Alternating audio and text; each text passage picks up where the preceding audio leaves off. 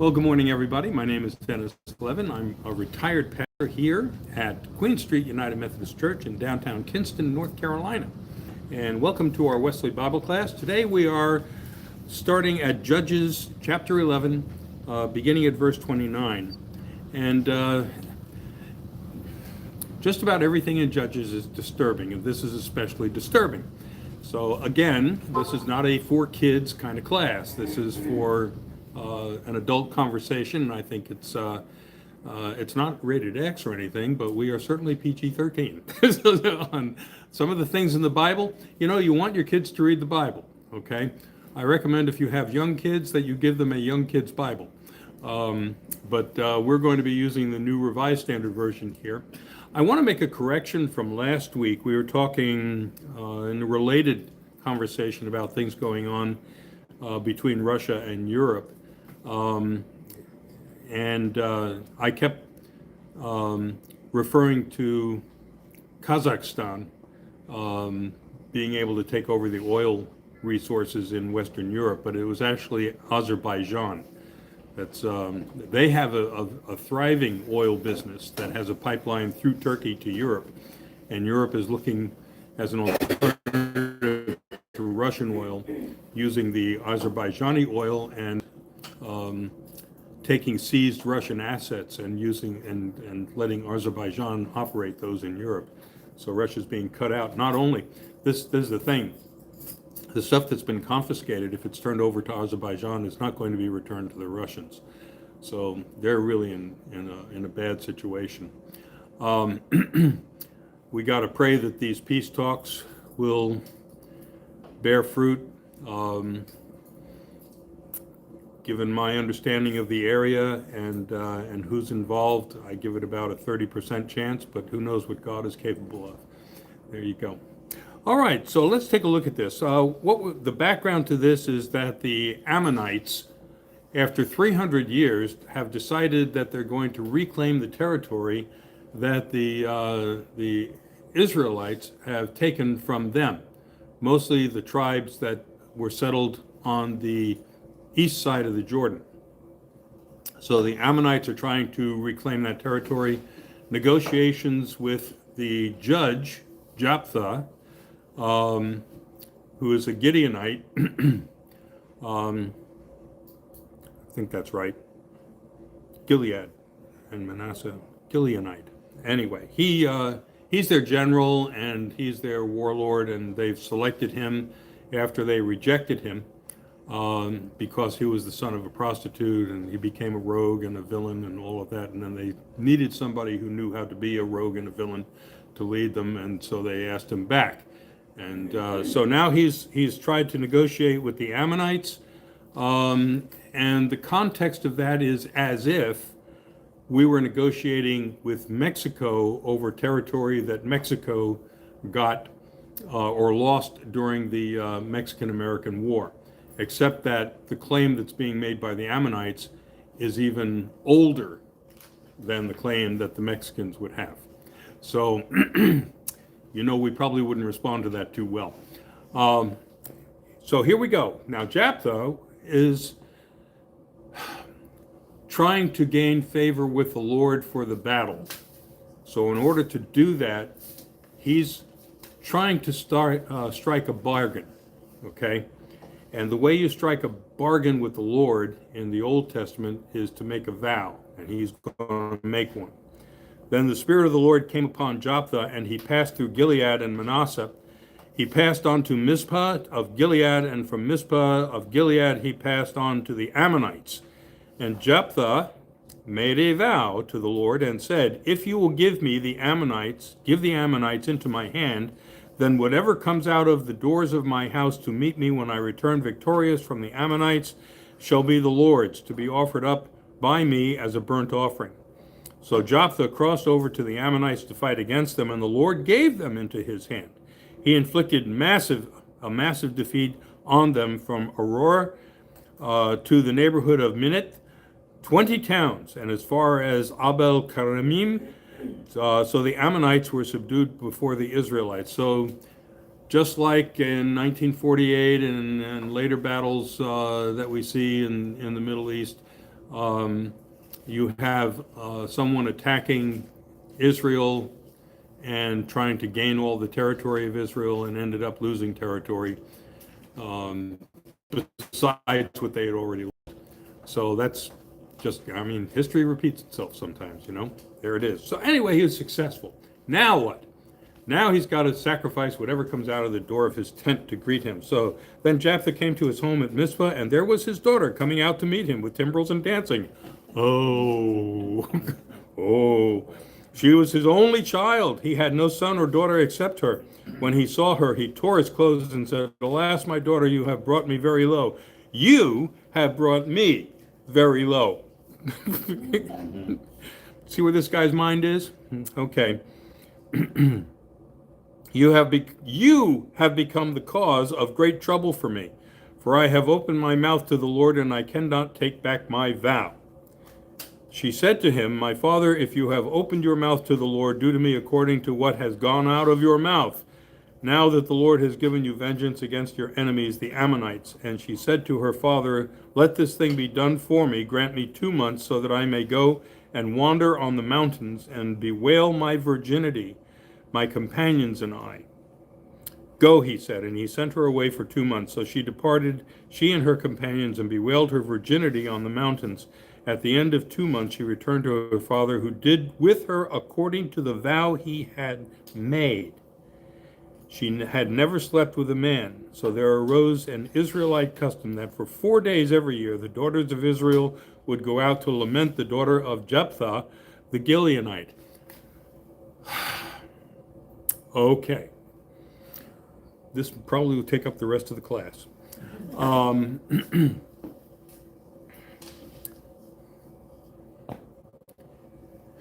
Understand the culture, okay? He's the head of the house. He's also, a warlord. So his word has got to carry something. He's got to be faithful to his word. Once you start lying or going back on your promises, then you could lose your leadership position, right? So they got to know that this guy, when he says something, he means it. And, it was just the dumbest thing in the world for him to make that vow. What did he think? His dog was going to come out of the tent? Or, just stupid. Why would you sacrifice something? There are people in the tent. Why would you make a vow like that?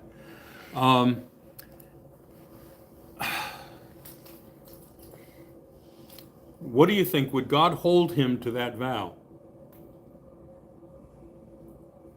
God did his part. Well, I would assume he would. He made a vow. And in those days, you lived by your vow. You live by the vow. You live by your vow. Right. Of course, I've read this book on this. So, why would he have even offered a burnt sacrifice? One of the reasons why is that the Ammonites that he was fighting had a custom of sacrificing their children to Moloch. But he was a Jew. Yes, but he did not want to seem any less dedicated to God than the adversaries that he was fighting. That's one explanation. That may not be correct, but that's one explanation.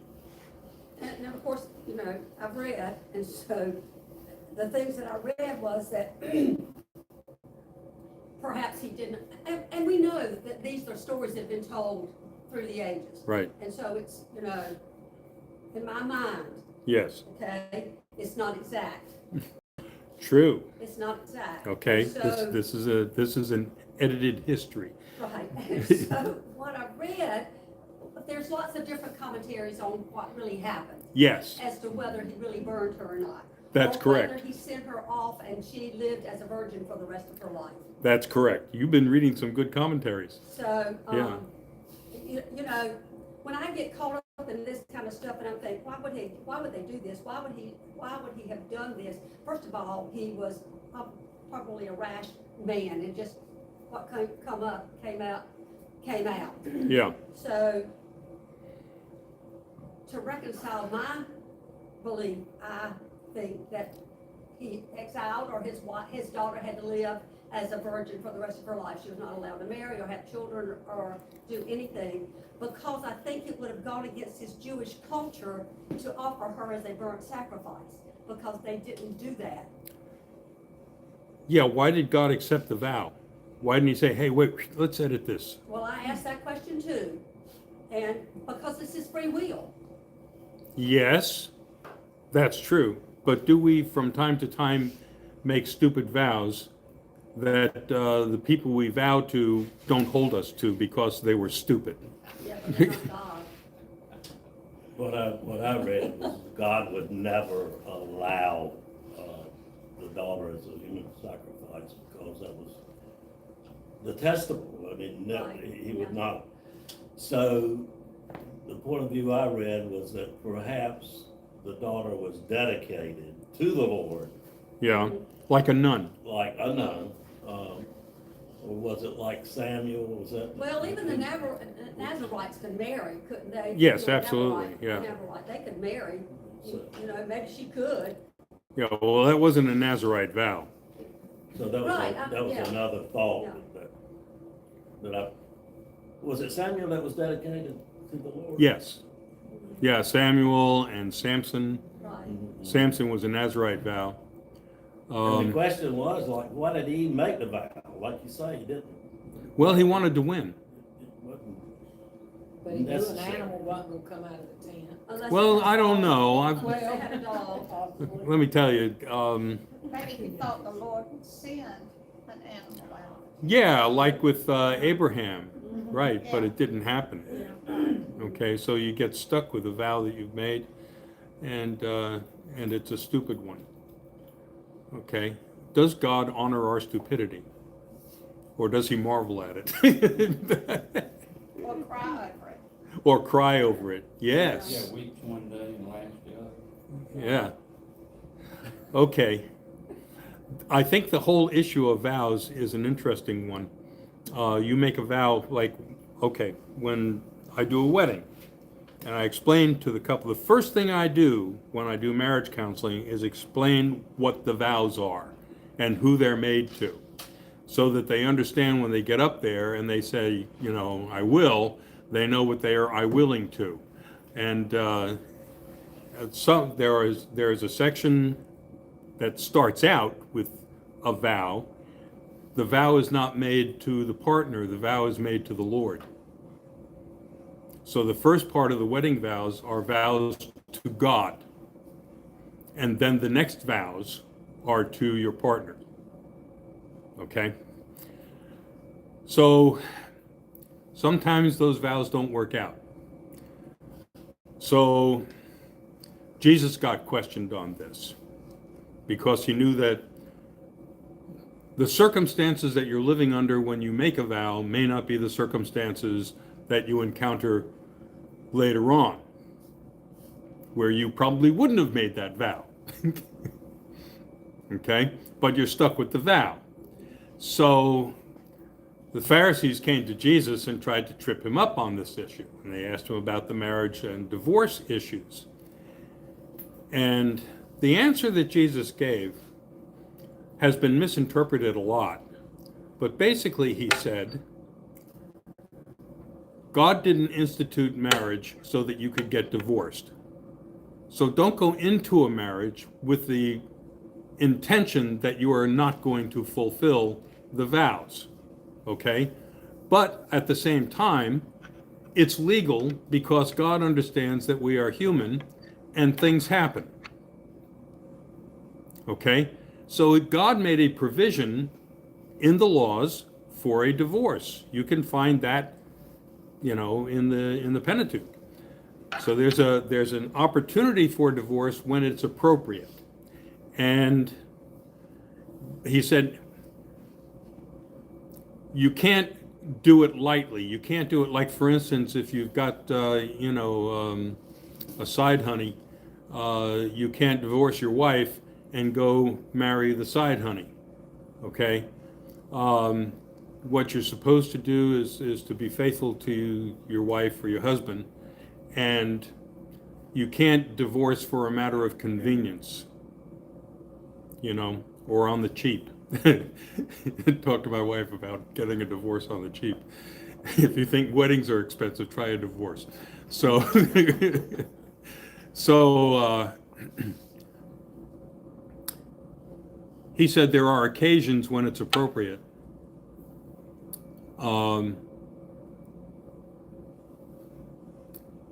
But then what he said about someone marrying after they got divorced is widely misinterpreted. It's not that you can't get remarried after you divorce. That's not a prohibition in the Bible. What he was saying is that if you divorce your wife and go marry your honey, and your wife becomes a prostitute as a result of that because she has no means of support otherwise, that's on you. Okay, I'm not going to hold her accountable more than I'm going to hold you accountable for putting her in that situation after you made a commitment to her. And you just went off with your honey. Okay, that's the context of what Jesus was saying. Now, this thing is widely misinterpreted by a lot of religions. I know that I have extended family in the religion that I grew up in. Divorce and remarriage was a disqualification for joining the church. And I know that there were people in the church who were much less Christian than the person who was divorced and remarried.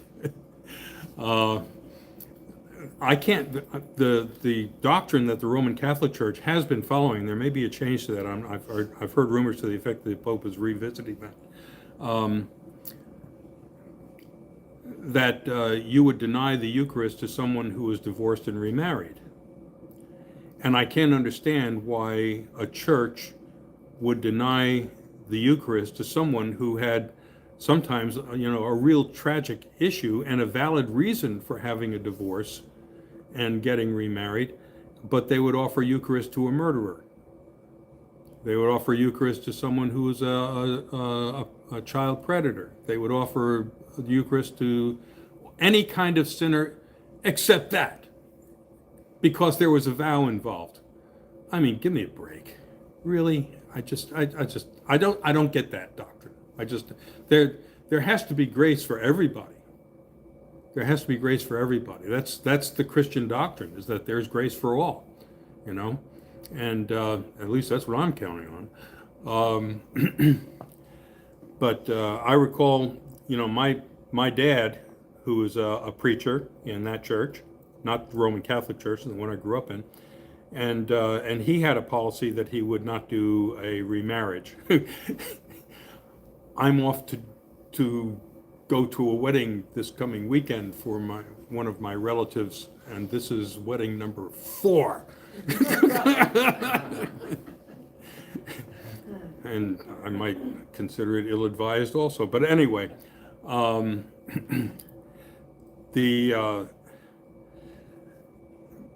my dad had that policy, and me being new to the ministry, when I first started out, I thought I would follow his lead, a different denomination, but family understanding. So who shows up in my office but 2 people who've been divorced and they want to get married? And I think this is helpful to understand vows that we make before the Lord. Okay, both of these people had been wronged in the marriage. Okay, and they'd been taken advantage of, and they trusted somebody, and that trust was violated, and it was violated in an irrevocable way.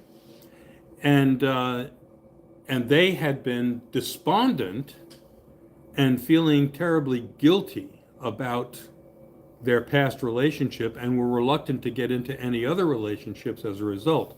But they had met each other, and they were both really fine Christians. I mean, they were wonderful Christians. They were both members of the church. And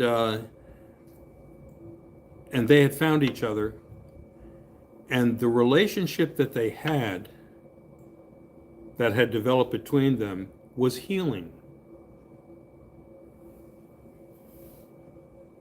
The relationship that they had improved their self-worth and enabled them to forgive themselves for having made a bad choice before and have been victimized by it.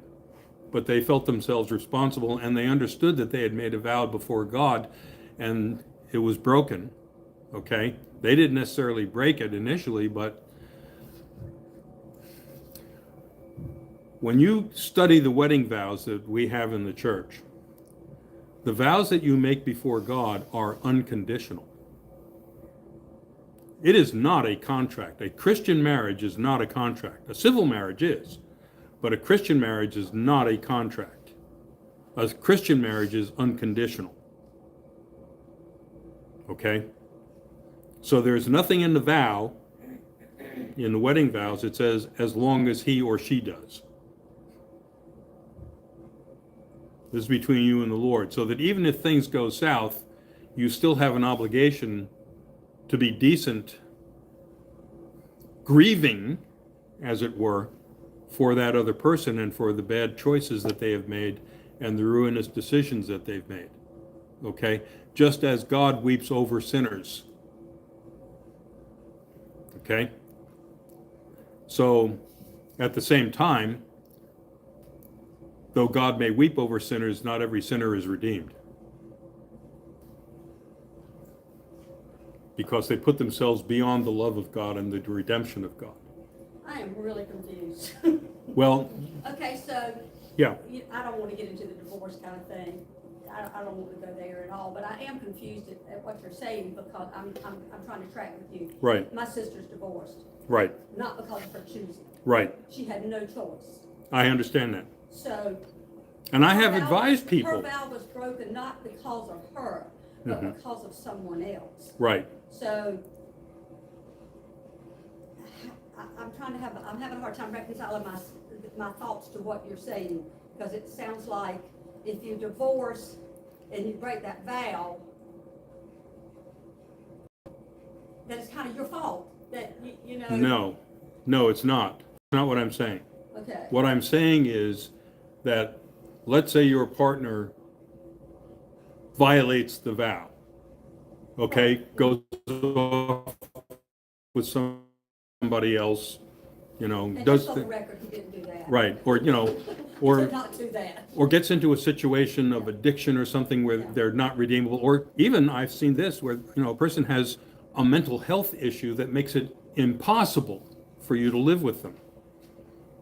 Okay? And the fact that you're married puts you in jeopardy for what that person is doing. So what Jesus was trying to say is, if you're in that circumstance, you need to grieve for the person who has violated the vow because they put their soul in jeopardy. I tell people, when you make a vow to God and you violate that vow, guess who you violated it against? You violated it against God, okay? And if this person has put their soul in jeopardy, I'm not going to celebrate the fact that they're going to hell. I might want them to, but you're not supposed to want them to, okay? They're a sinner and they need grace.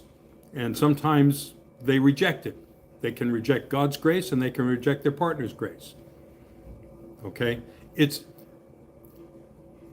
always a tragedy. I have never seen a marriage break up because every time I have seen a marriage break up, it's because of a sin. Every time I've seen a marriage break up, it's because of a sin. Now, that doesn't mean that both people have sinned, okay? But one person might make the vow untenable. And I would feel bad, really bad, if a commitment that we had made together didn't work. I would be in grief over it, okay? And that's what Christ is trying to say, that God understands we are human and we can't see around corners. We don't know what's going to happen. You make a vow, you don't know what's going to happen. But you want to give it your best shot. You want to give it your best shot. And so there is a provision for a person to get out of a vow due to circumstances in the New Testament, but not in the Old Testament. Well, I can't say that. Yes, in the Old Testament too, there is a provision in the law for a divorce. For a man. For a man, but there are also some provisions. As the Pharisees got hold of this and started really looking at the fine print and all of that, there was a provision for women also to have a divorce, because the marriage is untenable. Okay, you could not deny a woman the opportunity to have children. That was an actionable thing. Okay, women had a right to have children. And if you were not providing that service, you could be divorced. Okay? And that carried over to a man's incapacity to do that. Like, for instance, if you were a tanner, tanners dealt with dead animals all the time, so they were always unclean, and the stuff that they used to do the tanning smelled terrible. And here I am, having sprayed that raincoat and made my wife have an allergic reaction. Okay, but if you couldn't have relations with a tanner because he always stunk. Okay, that was actionable. Okay, under Pharisaic understanding. So it was the same as denying a woman her right to have kids. But that would have come in the New Testament, not the Old Testament. But Well, the no, that Pharisees- was an interpretation of Old Testament law. Okay. Okay. But in the Old Testament, Yeah. they had multiple wives. Yes. Right. In the New Testament, never saw multiple wives. No, but because it was a consideration, it must have happened. Okay, like for instance, a bishop is not supposed, it should be the husband of one wife. That's in the New Testament. Well, why would you put that in there if there wasn't some candidate for bishop who had more than one? Okay, Because they wanted to make sure that you didn't go back on the old law, the law that was Moses' law, which was now not the law that you followed by, but just in case you wanted to use that as an excuse. okay. Let's just say that our understanding of the impropriety of polygamy has transcended biblical law. Okay, cultures do that. Cultures do that. So anyway, in this case, I know that scholars would like to say that Jephthah just kept his daughter as a virgin for the rest of her life. But we do this with biblical text every once in a while to make them more palatable. Okay? But when the Bible says that he was going to do to his daughter what he said he was going to do to his daughter, that's probably what he did to his daughter. You can just take it at that. Because that's what the Bible says. Okay? Now, understand this. Understand this. When there arose an Israelite custom that for 4 days every year the daughters of Israel would go out to lament the daughter of Jephthah the Gileonite. Because she would never marry. Yes. But it doesn't say because she was dead. Well, they went out to mourn her or to lament. Okay, lament. Mine says wept. Okay. Yeah, lamenting is, weeping. Okay, you gotta, it's, the closest thing we get from the text is that he killed his daughter.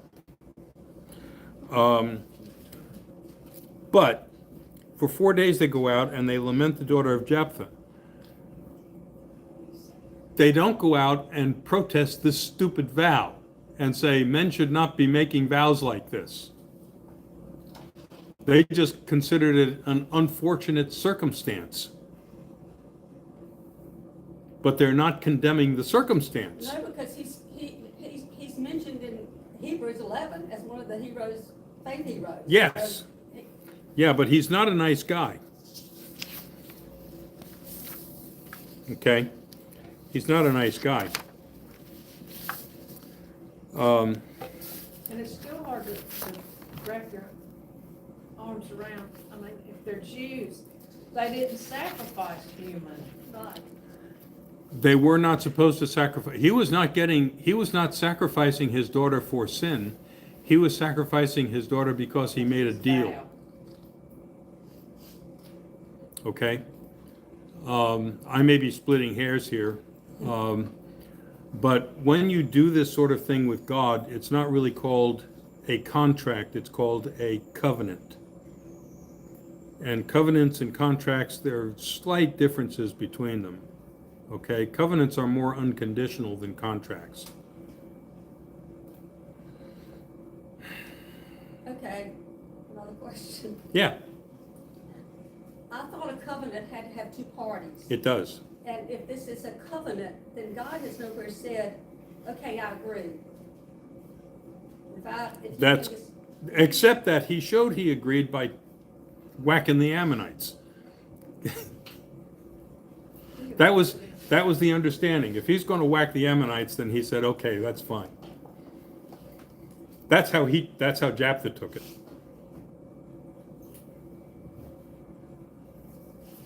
Which, it's not unusual for people to misinterpret what God's doing and the reasons God was doing it. God probably would have whacked the Ammonites anyway without this stupid vow. You know? Now, here's the thing that we need to remember. In the Pentateuch, there is a law that says, don't make a vow with God unless you mean it, because he's going to hold you to it. Okay? So, if you're going to make a vow, don't make it stupid. Because God's going to hold you to whatever vow you make. So don't go making vows with God. And you look at us, ourselves, okay? How many times have we promised God that we weren't going to do something again? Okay? We break vows with God constantly. God, and I'll tell you, God's used to it because he knows that we're frail, we're human. We can give ourselves all kinds of excuses. And sometimes, most of the time, we are willfully disobedient. Okay? So God is used to people breaking vows with God. It's not out of the character of being human. And it's the reason why there is such a thing as grace. Grace transcends the vow. Grace transcends the responsibility of the vow. Okay?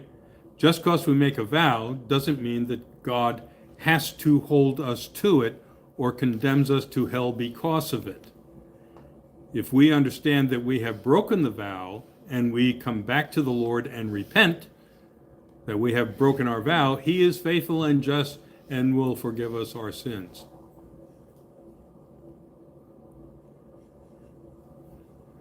That's the nature of God's grace. If God held us to every contract we ever made, none of us would get into heaven. Okay? That's why Christ went to the cross. Christ said, okay, whatever penalty that you were due for breaking your vow, I just paid it, okay? So it's a get out of hell free card if we take advantage of it, if we claim God's mercy. And if we claim God's mercy, God is merciful. Isn't that good news? That's called the gospel. Okay, well, thank you for being with us, and we've got more to come. We didn't cover everything, so we'll just get into a short interlude, and then there'll be all kinds of havoc coming across. Talk to you later. Have a blessed day, and happy Thanksgiving, everybody.